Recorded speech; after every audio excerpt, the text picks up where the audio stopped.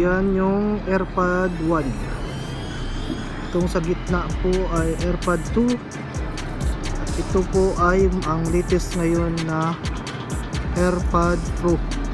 Ito po ay mayroon siyang noise cancellation at double tap. At ang kapagkakaiba lang nito guys, yung shape nya ay hindi pareha sa AirPod 1 at AirPod 2 kasi medyo mahaba-haba ang AirPod 1 at saka AirPod 2. Ito kasing AirPod Pro ay maikli lang siya guys. At ang shape din po niya guys, iba ang ano niya guys, iba ang forma niya.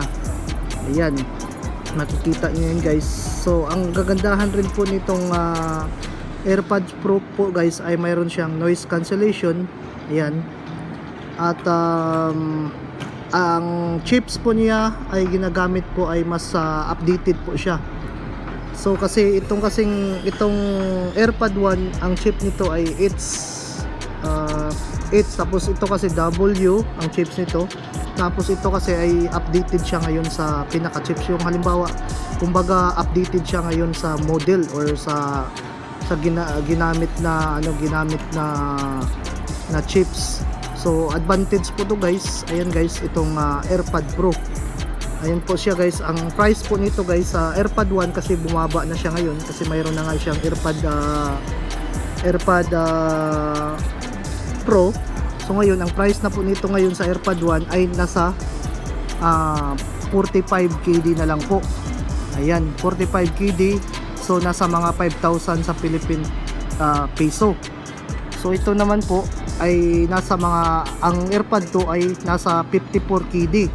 So 54 KD nasa mga around 6,000 sa Philippine peso. Ayan. So ito naman ay ang AirPod Pro, ito po yun ang pinakalitis ngayon sa halaga pong 87 KD with dinar. Pero convert mo sa piso nasa around 12,000 siya guys. 12,000 po. Ayan. So ipapakita ko sa inyo guys kung ano ito yung box niya guys. Oh. Kita ko sa inyo, ayan.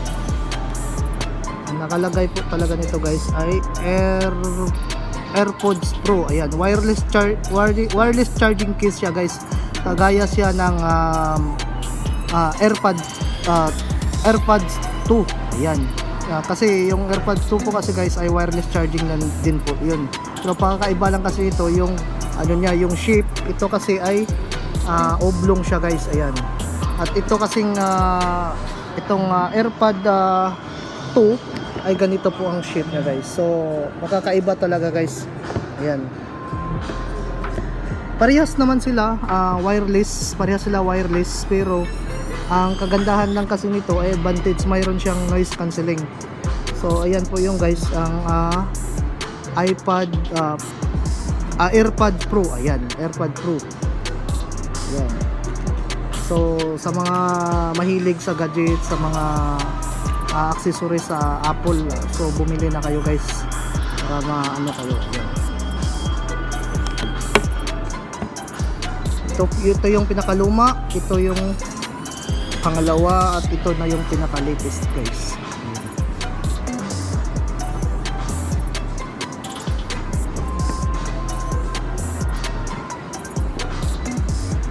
Sana guys ay maano nyo yan guys, ma-review nyo rin, makita yung video ko para pag gusto nyo bumili ay alam nyo na, diba guys?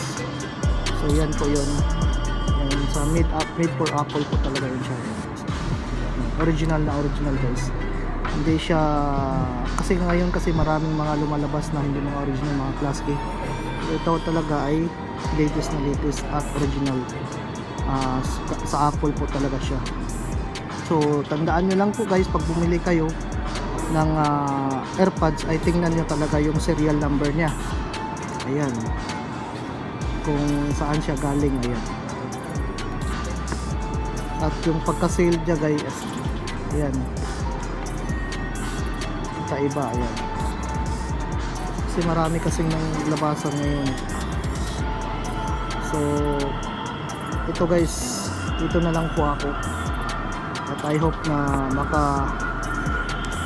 makakuha kayo ng idea.